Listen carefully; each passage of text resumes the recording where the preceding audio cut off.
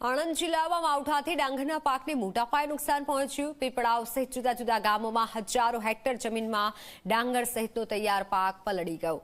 આ વર્ષે એક તરફ ઓછું ઉત્પાદન થયું છે અને ડાંગરનો ભાવ વધુ ઓછો જોવા મળ્યો છે અને તેવામાં માવઠાએ ખેડૂતોના હાલ બેહાલ કર્યા છે। ખેડૂતો કુદરત સામે લાચાર બની ગયા છે। ખેડૂતો સરકાર પાસે સહાય અને વળતરની માંગ કરી રહ્યા છે કારણ કે આ વખતે ઉત્પાદન પણ ઓછું છે। અમને આ વરસાદની ડોંગર કાપવાની હતી પણ વરસાદ રાતે પડીને અમારે ભરાઈ ગઈ છે। હવે અમારા ખેતરે પાણીમાં ડૂબી ગયું છે ડોંગર અંગાત। ત્યાં અમને સરકાર તમે જે સહાય આલવાની હોય એ આપો।